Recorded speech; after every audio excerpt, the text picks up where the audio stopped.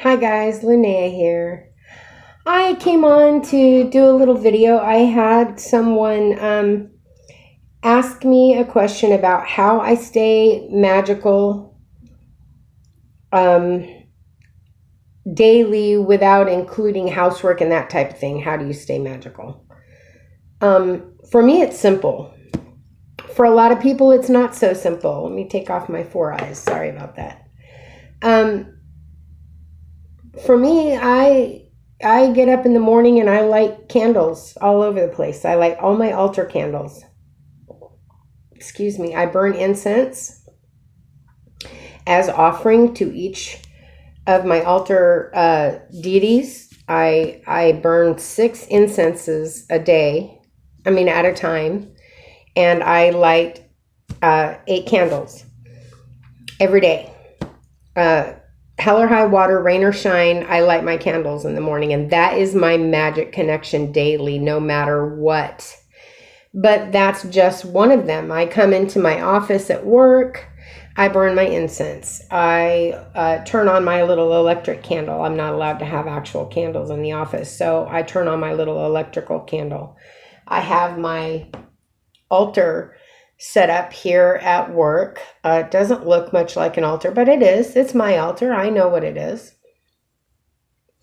I surround myself with things that are going to promote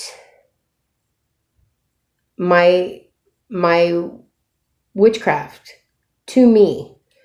It's not for anyone else. I don't do it for anyone else. I do it for me because I need that constant connection in my life. I need that. That is something that I just have to have. And it could be because for 30 years I've been magical, 30 plus years. I've been doing magical things on a daily basis, or it could be because I don't feel like me when I'm not magically connected somehow. But whatever the reasoning or the cause or any of that, I stay magical on a daily basis because it's the only way I stay sane. It is the only way I stay me. And so I surround myself in magical items. I light candles and incense on a daily basis. I thank Hecate all the time. I'm constantly thanking Hecate for something, a parking spot, that my sunroof just leaked and didn't break. I'm just spending my day thanking her for every little blessing that comes along, and that keeps me magical as well. And so, it doesn't have to resort to how you do your dishes or how you iron your clothes or how you wash your clothes or how you wash your floor. You can be magical with none of that included. Wake up in the morning, light a candle. I have to go to work, so I don't leave my candles burning when I go to work. I light my candles, I light my incense, I spend my morning connecting to my magical self, to my deities. I extinguish my candles, my incense has by then burned out, and I go to work. When I get to work, I light an incense. I turn on my electric candle on my little altar at work. Does it look like an altar? To me, it does. Does it to the total stranger? No, they don't know what it is. But I do, and I'm connected, and I have it here. I have my key on the wall. It's my connection to Hecate at work. I have a little witch's broom hanging on my air conditioner. It's not really a witch's broom. It's a car freshener from Home Depot, but it looks like a witch's broom, so it hangs there on my air conditioner. It's a constant reminder that I am a witch, and I am connected to that. It's like, goodness gracious. It's like you can walk the walk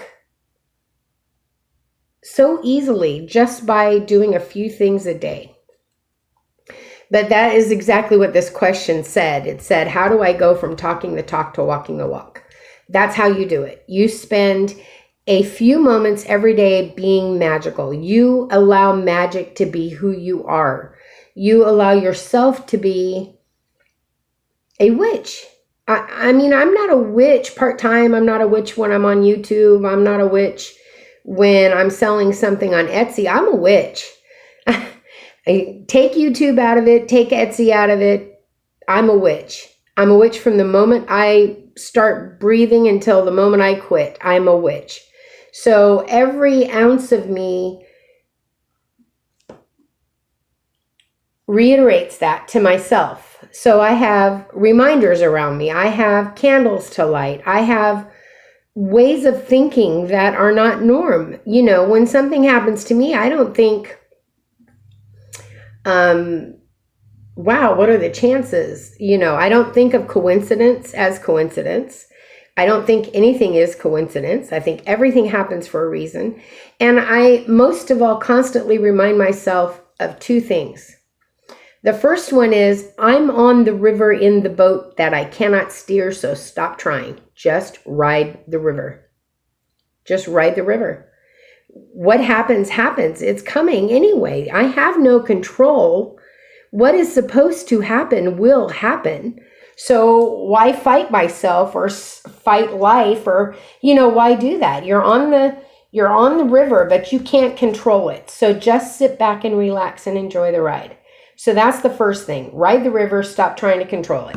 And the second thing is, I just lost my train of thought, but the second thing I remind myself of daily is that it's divine timing. It has nothing to do with what I want. I can want in one hand and do anything in the other and fill it up quicker than the want. It is divine timing. So you can want to buy a house tomorrow. I am on a waiting list at this moment for low-income housing. I want it now. But it's divine timing. When it is time for me to get that place, I will get it, I will move in, and life will move forward. But it's divine timing. It's not candy timing. It's not Joe's timing. It's not anybody's timing but divine timing. So you can hope and want and worry yourself sick about why something's not happening, but it's not going to happen until it's time to happen. Now, do you want to manifest? Manifest. Work as though it is. Do as though it's already. For instance, with my house, I said I was on a waiting list. I don't know how long it's going to be. It's not like California. It's not 2 and 3 year waiting list, but it is a waiting list, and I have to wait until that apartment comes open.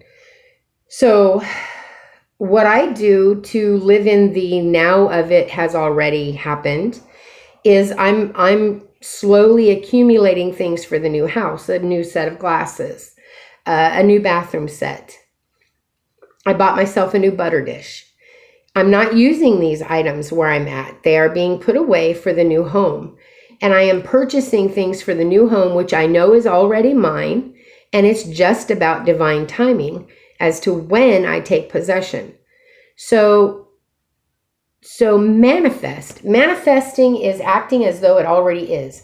When I'm purchasing something for a home I'm not living in, I'm purchasing it because that's my home. It's just divine timing as to when.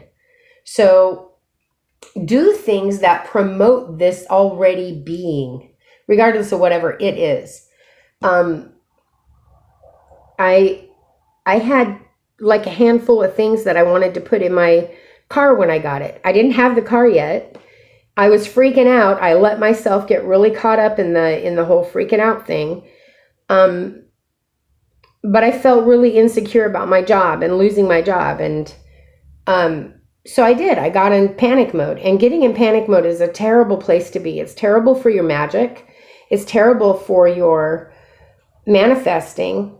And it's just terrible for the body. I mean, it's just stress. It's just pure stress. And it's a terrible, terrible place to be. And I let myself get there. The smartest thing I did was reach out to you guys for some help, because together we manifested in 2 days from the day that I asked you. It was 2 days till I found the car and another day and a half until I took possession. So manifest what it is you want. Don't just sit back and want it. Don't try to steer the river to get you to it. Don't bitch about divine timing. Do something. Do something. Be active in it. Be active in that manifestation. And so, I mean, that's my advice on how to be witchy daily. Manifest, light a candle, surround yourself with items that remind you of who you are. And remember that, possessions are possessions and they're great. I have way too many possessions, but they are possessions. And when we were faced with the hurricane a few weeks ago, and it was supposed to be like a category 4, and it was going to be really bad, and we had to really start thinking about what's important, I realized that although they are important to me, and many of them are passed down from my mother and my grandmother and their ancestors, and they do mean the world to me, they are just items, and items are replaceable. But it also taught me to really pay attention to what I have and what's honestly important. Because I do have a lot of stuff, you guys. I have a lot of stuff. And so I have decided to start going through my things, not just magical things, but all of my things, and downsizing, because it's an encumbrance to own so much that you're ruled by it. That you have to have a 2-bedroom because you don't have room in a 1-bedroom for your items. Or, it becomes so important, those items become so important that you lose sight of everything else and that type of thing. So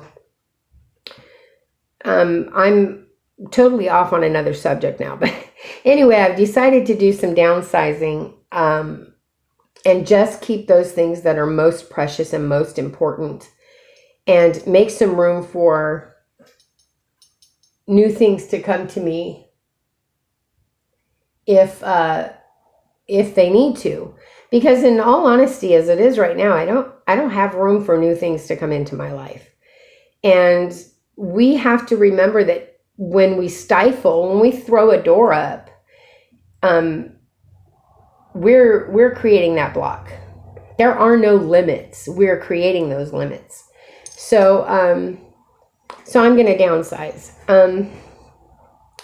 Another thing you can do to be magical every day. Oh, I got a good one. So when I started this job, so anybody who knows Hecate knows keys are kind of one of her things. And when I first started this job, I found a key. And I felt like it was from Hecate because I wanted this job so bad. Again, divine timing. It took forever for me to actually get it and get started working.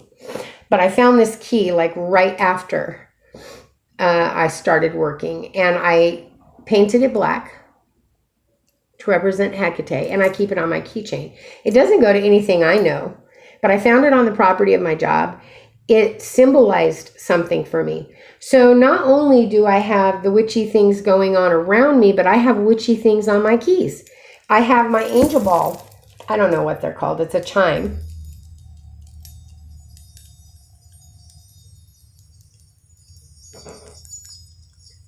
And it was my grandmother's. And I feel that every time it rings, I'm more connected. It's me. I feel that bears are my spirit animals. So I have a bear on my keychain. Anything in the world can be magical and can remind you of who you are. And I think it's really important that we just keep around us, surround ourselves with things that remind us of who we are and what's important and that type of thing. So that's a daily thing you can do to connect to your witchcraft. Another daily thing is lighting the candle in the morning. I get home from work, I light the candles again and the incense again, and I connect again. And so I'm connecting first thing in the morning and I am connecting last thing at night. I eat, breathe, sleep, live as a witch. And I think really that is what it comes down to, just making it part of your life by it being who you are. It's easy to say one thing and do another. It's not so easy to say one thing and do it. So you have to be cautious about what you call yourself and what you claim. But when you're asking me a question like, I can talk the talk, how do I walk the walk? You just do. You just do. You get up every day and you're a witch. You, excuse me, you light your candles. You walk through life as a witch. You have a surrounding that reminds you you're a witch. You wear jewelry that reminds you you're a witch. You just do. You are. You just be. Be what you're claiming you are. And don't be ashamed. Don't be ashamed of it. I can't openly be a witch at work. I can't openly be a witch at my house right now because I live in a very small town in the South. And people would not understand. People would be fearful. I don't want to lose my residence, so I'm not open there. Do I still wear my jewelry? Yes. Do I still light my candles? You bet. Do I still have altars set up all over my house? Yes, I do. Do I still have an altar at work? Yes, I do. You know, you can do things and be who you are without being completely conspicuous, but still being true to yourself. It's very important that you're true to yourself because talking the talk and walking the walk go hand in hand. They really do. I mean, I have met many people who called themselves witches. Far be it from me to judge how they portray that to themselves. And that's really what we're talking about here, is it's not how you portray it to anyone else. It's how you portray that to yourself. And what can you live with? And what can you not live with? And what can you not live without? And I can't live without my incense and my candles. I can't live without my altars all over the place, my chime on my belt, on my keychain, my key to Hecate, being with me and giving me protection. They're just little subtle things. But if you really start concentrating on how can I bring this into my everyday life, it kind of falls into place. You will know. Your intuition will tell you what you need to do. So just pay attention. Pay attention to that little voice because that little voice is almost always right.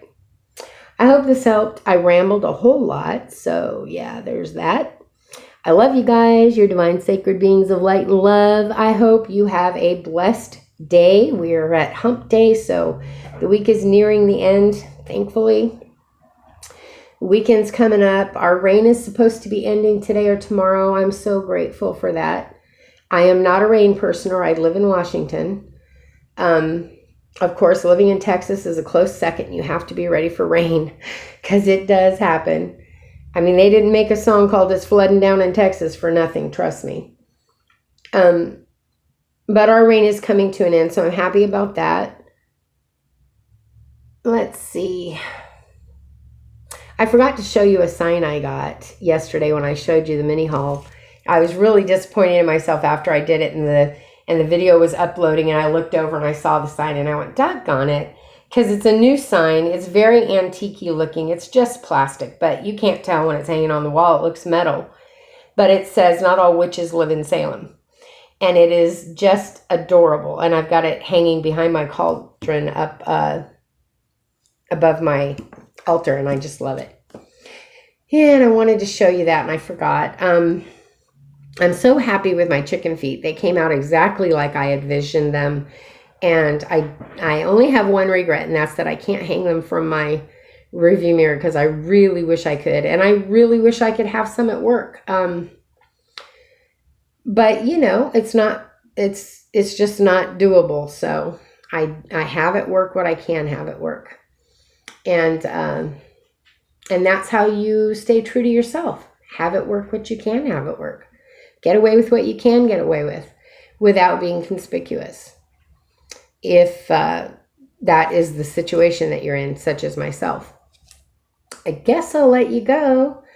I have to head out and run some errands, and the IT guy is going to be working on my computer remotely because I can't get my sites up that I need. So I have a long, busy day ahead of me. And I hope you don't. I hope you get a nice, relaxing day. But if you have a long, busy day ahead of you, remember to stay true to you while you go through it. Stay safe, you guys. Stay safe. Keep your fingers crossed that this is kind of another downslope. Texas is starting to open up again, so it kind of makes me feel like maybe we're on the backside of this mess we're in right now. I'm hoping. And I love you. I love you, divine, sacred being of light and love. I'll talk to you guys soon. Hope I didn't ramble too much. Bye.